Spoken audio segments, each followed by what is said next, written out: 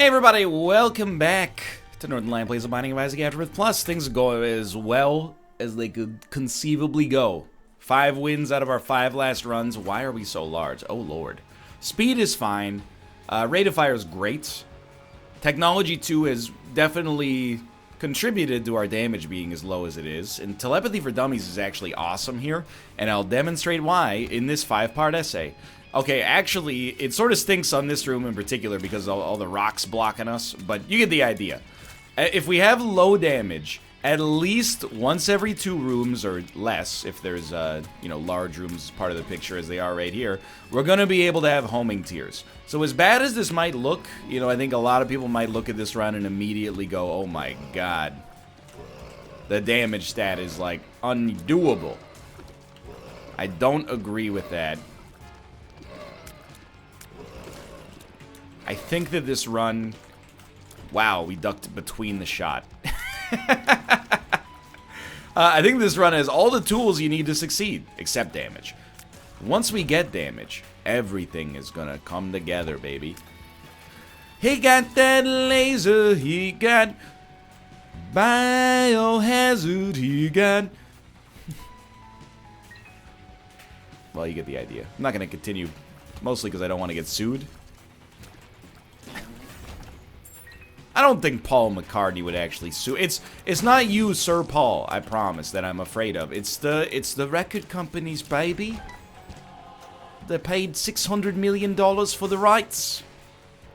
And then they can argue for some reason in good faith that a YouTuber, well, obviously we can't take this no matter what, but we can maybe get a secret room or... Actually, you know what? There is a tinted rock we can at least take advantage of. But I would rather have the homing tiers, and I mean that sincerely. They can argue, well, I don't know if there's any precedent for this, but in theory, at least, they could argue a YouTuber singing their song is taking away sales because, of course, instead of, going and buying the Beatles 1, or perhaps, Let It Be, which has come together on it, you would just replay this video over and over and over, and thus I've cost them some sales. That's the state of modern copyright law. And hey, dude, I don't make the rules. It's actually, I'm being a little bit ignorant here and spreading ignorance. It's not that parodies are considered illegal or there's any precedent for that on YouTube. I'm just saying there's a chance, okay? It's not going to stop me from going, I can't get to sleep. I think about the implication. Curse of the Unknown. Not really that bad. Again, this run is actually really good. It just doesn't look like it yet. It's like when you look at that picture of Mark Ruffalo when he's like 16 years old, and you're like, this guy's gonna grow up to be a heartthrob, huh?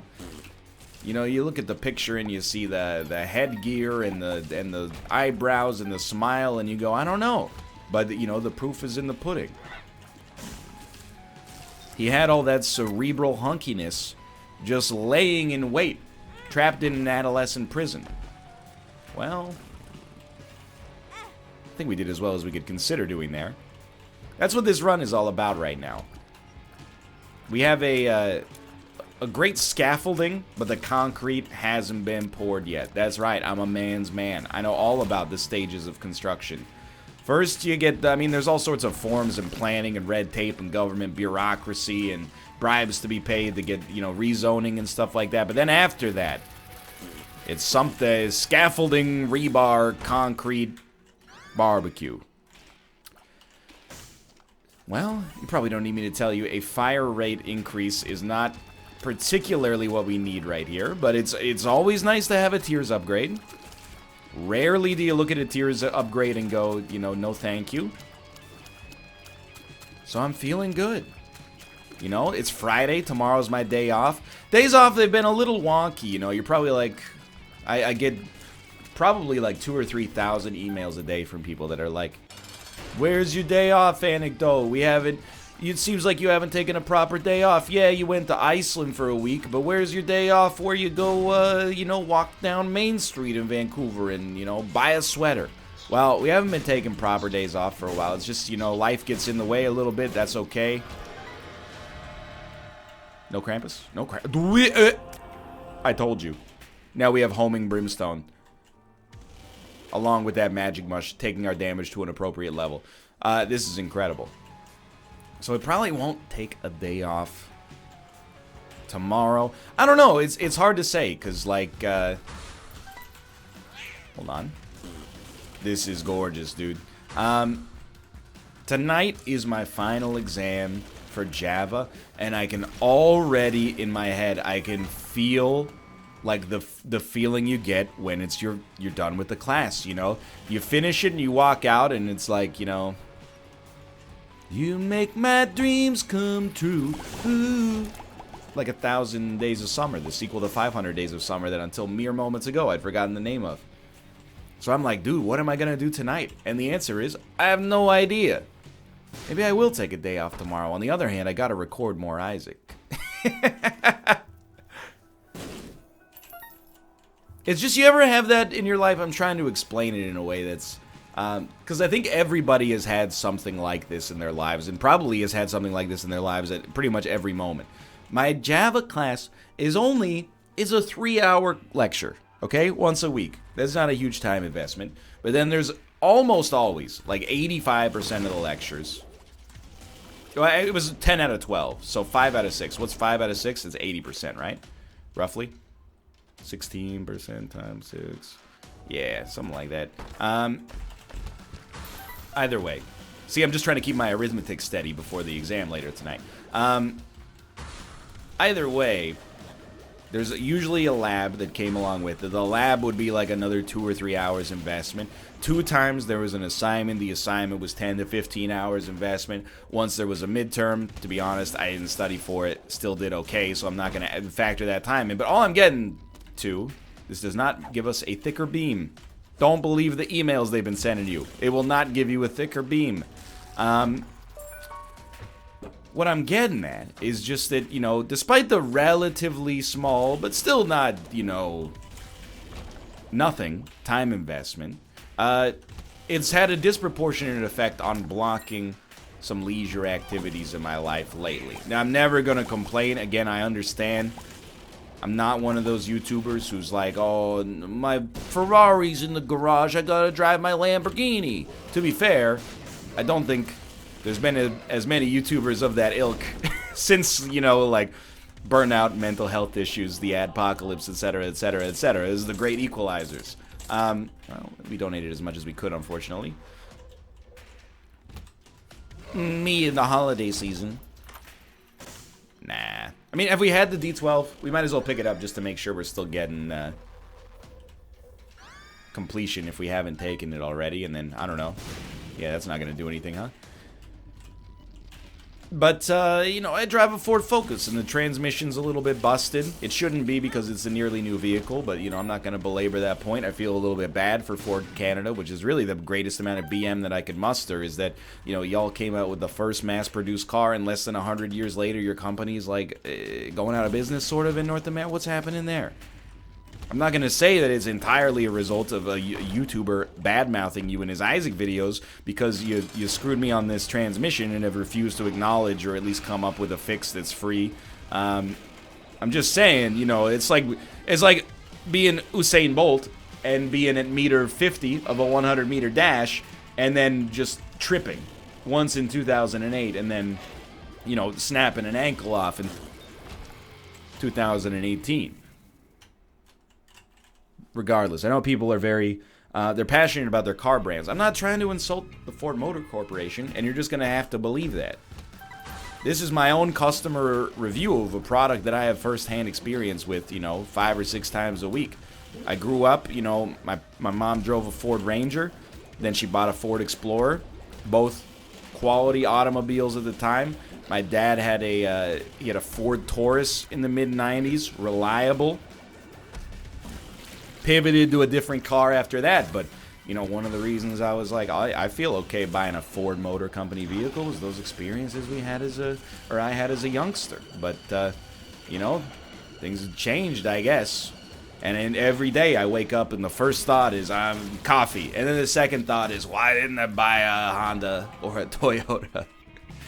Anyway, it doesn't actually weigh on my mind that much.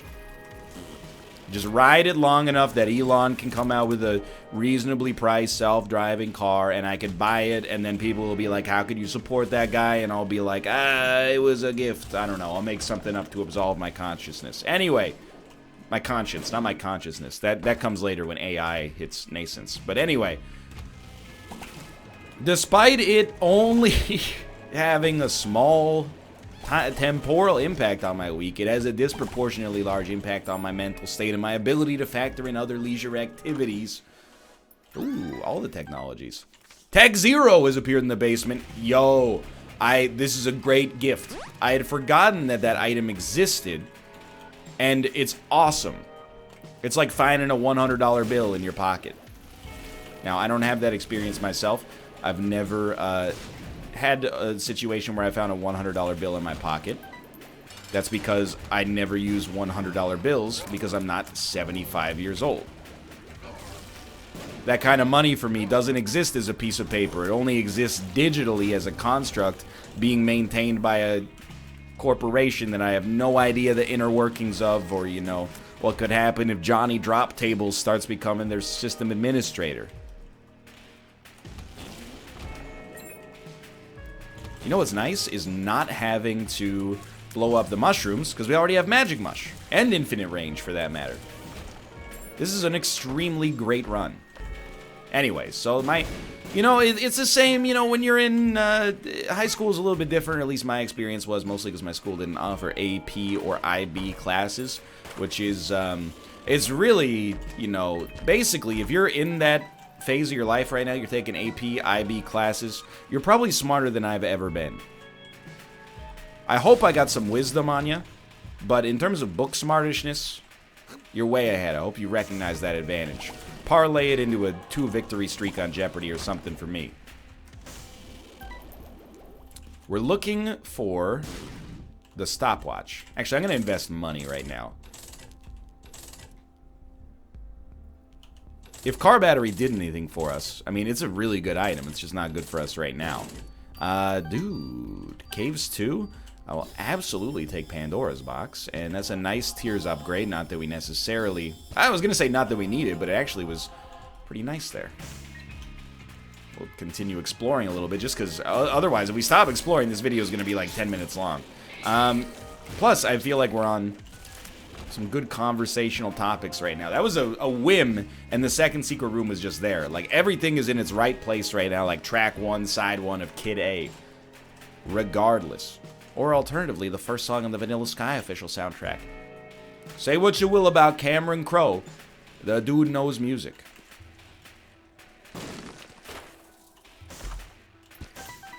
Has Cameron Crowe made anything in like the last decade? What did my boy do after Elizabethtown kind of flopped? Because people were sick of stories about like really rich, attractive dudes having like soul-searching moments.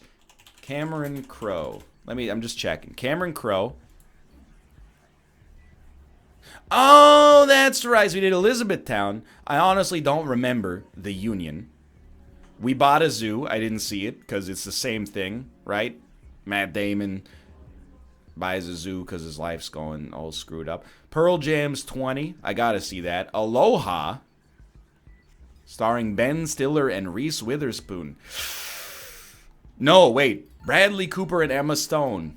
Slightly, but it got negative critical reviews. Okay, and then Roadies on Showtime. Dude, alright, well, Cameron, I'm not trying to be that guy, okay? Almost Famous, great movie. Jerry Maguire, dude. Jerry Maguire might be... That's a movie that's like a time capsule, right? Like, it's from the... It's a very 90s movie. You Complete Me, Jonathan Lipnicki. You won't believe what he looks like now. Clickbait, etc., etc. I got a soft spot for Jerry Maguire, okay? I can get down with that. I also...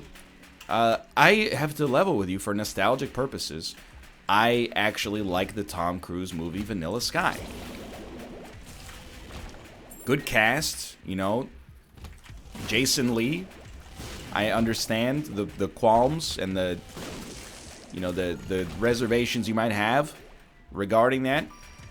No, thank you. You know what? We might as well grab it. There's a chance we've never seen Unicorn Stump, right? We probably have, but we wouldn't want that to define this save file. I'm just happy I was able to grab it. Tilda Swinton in a very, very small role. Cameron Diaz, Penelope Cruz, actually one of the best actresses. I'm trying not to hold it against her that she was in Zoolander 2. Hey, man, here's the thing. They offer me a role in Zoolander 2, I'm taking it. I'm not one of those actors that I think can afford to be choosy in their roles. I don't get offered. You know, the only time I've ever been on television was CBS Sports, a premium cable channel in Champions of Fire. And then in Champions of Fire 2, I was part of the arc. But in Champions of Fire 1, basically, I just existed as grist for the mill, for Cobalt Streak's rise to the finals, to inevitably be destroyed by the preternatural talent known as Box Box.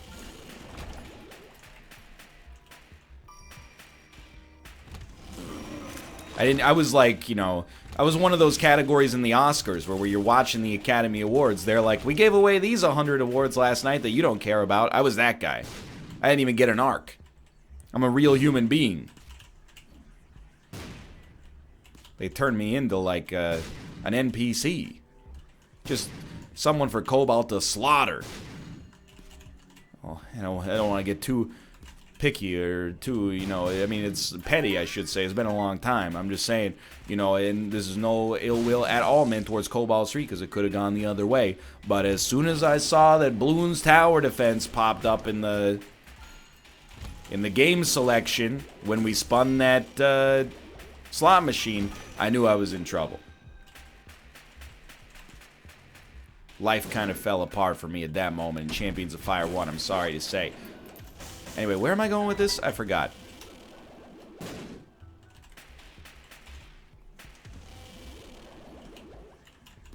The run has been so good, it's actually mind-jammed me.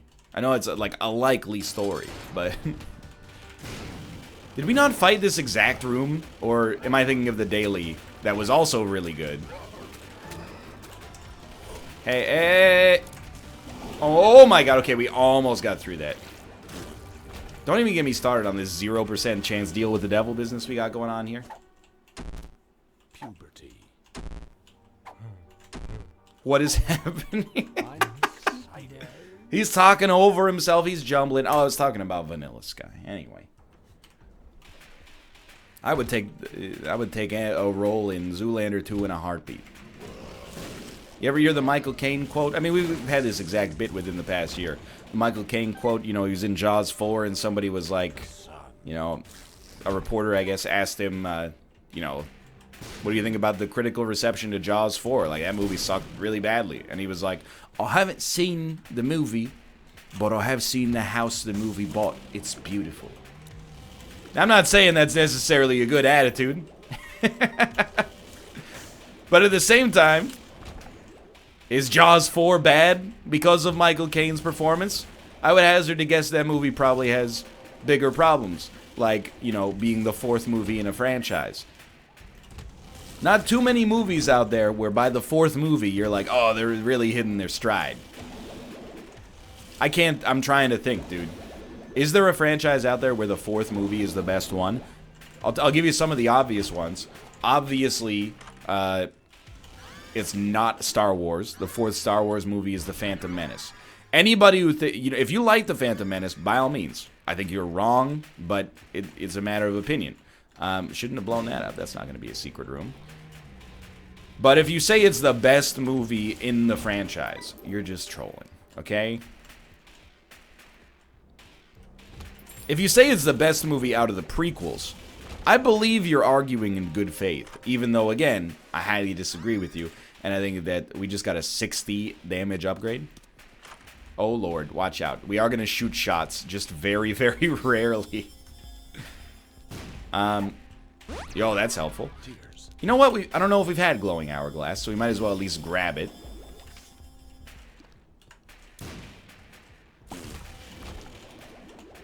Lord of the Rings? Well, I don't know. What would be the 4th movie in the Lord of the Rings? I suppose it... Dude, the damage. I suppose it would be the first Hobbit movie. I've told you many times how I feel about the first Hobbit movie. I think it's highly bad. You know, it's like we could easily win, but are we really going to do it for a speed upgrade when we already have 2 speed? Probably not.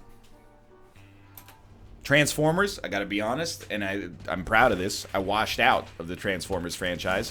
I saw the first one in theaters with my good friend Michael A.L. Fox, and we left, and well, I don't know how he felt about it, but, you know, for me, I was like, it was okay.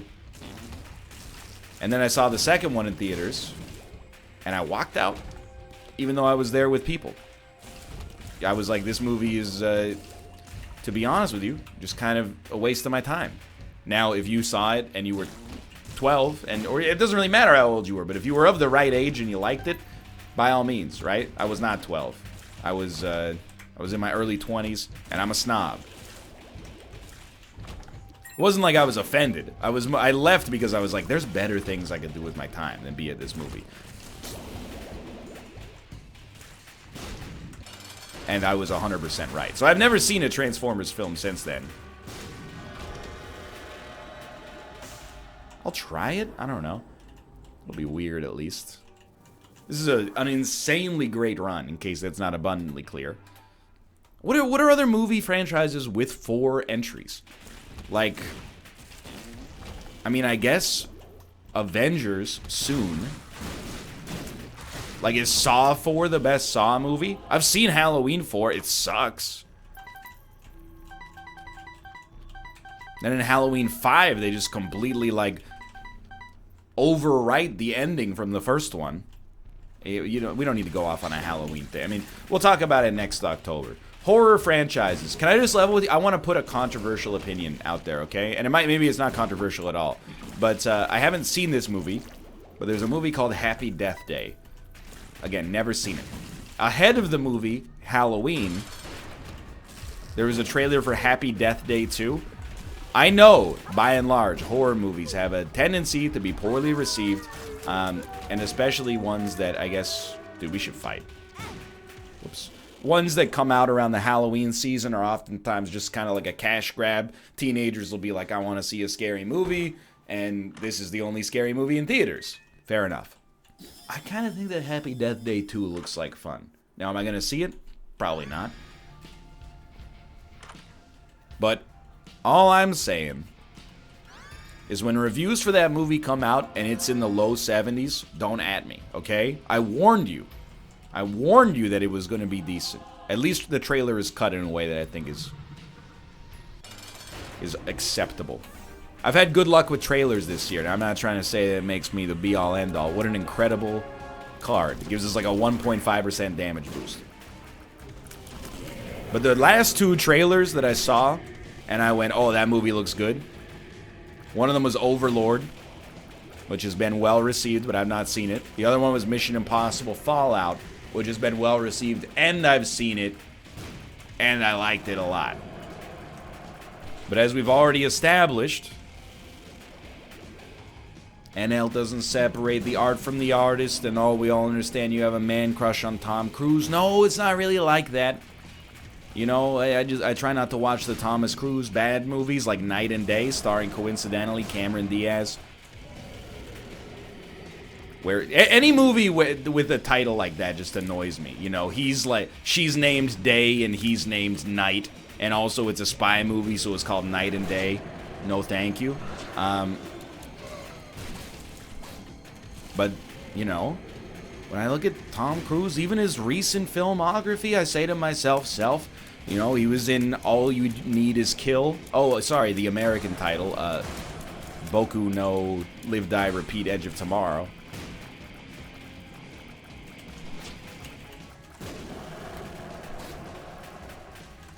He's in the Mission Impossible films, which have been doing gangbusters.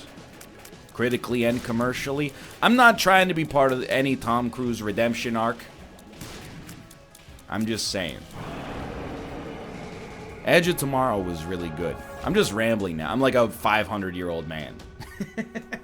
This whole episode is like, I don't like the Ford Motor Corporation. Back in the 1930s, they made a quality product. What happened? And then like, Thomas Cruise, he's being skewered by the media.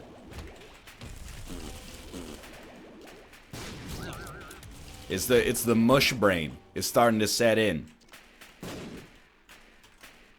I hope not. Dude, I don't know. Sometimes I think about this. You know, people say, like, you know, when you're older, it pays to keep your mind sharp. And there's studies that are, like, they show the correlation between staying mentally active and, like, being more resistant to the effects of Alzheimer's and dementia. And again, I'm now referring to things that I heard once in a psychology lecture, like, 10 years ago. But either way, you know, as far as I understand it, at least, there's at least some kind of tacit connection between, quote-unquote, keeping sharp, whatever the heck that means, and, you know, your brain staying good longer, you know? Your grandma doing crossword puzzles isn't just her whiling her time away. You know, she's also literally, like, keeping herself fresh here. I guess the brain is a muscle, so it sort of makes sense, at least, but just because it makes sense rhetorically doesn't mean it does scientifically, but I digress. Anyway. Yo, this run is so ridiculous. Might even do delirium if we have the opportunity, but I worry, or I wonder. Wonder is a strong word here. I do keep my brain sharp, you know? I consider myself, for all the, I don't even want to say negativity, but for all the fact that, like, my brain with respect to video game mechanics is shown all the time to be extremely fallible. Maybe we haven't hit the D10. I stay sharp, you know? I keep myself involved in academics despite the fact that I'm 100 years old and don't need to anymore because pretty soon I'll just be part of the soil. You know, I do trivia stuff and crossword puzzles. And I don't get too much credit for trying to read more, but having not enacted that yet. But I also, 100% for real, believe there is a streamer brain. I believe that I have probably gotten a little, I mean, I've gotten wiser, and I've gotten smarter in certain domains, but I think as a general intelligence level, I maybe have gotten, I don't know, let's be nice and say, like, probably in the last decade I've gotten like 5% dumber. And I chalk it up to staring at the screen all day and reading chat. It's not that I think, you know, chat actually actively makes you dumber. I think it's just if 99% of the text you read in chat, or if 99% of the text you read on a daily basis is online, you know, Twitch chat, I think that can have an effect on you cognitively. And that's, like, I'm going to call it conservatively a 5% decline, in spite of the fact that I also am staying mentally active outside of things. So I'm hoping that, like, I'm wrong, and instead streamer brain is, like, you know, instead of doing a job that might be a little bit more mindless, you know, we're always kind of talking, I'm hopeful that that's fighting against the other effects of, like, parts of my brain slowly rotting away because 99% of what I read on a daily basis is like they did surgery on a grape. Anyway, thanks for watching. I hope you guys have enjoyed the episode as I take a somber look at my own brain. If you did, click the like button. It helps out a great deal. And of course, subscribe if you want to see more in the future. For now, thanks for watching, and I'll see you next time. Of course, follow me on Twitch, twitch.tv/Northernlion, and I'll see you next time.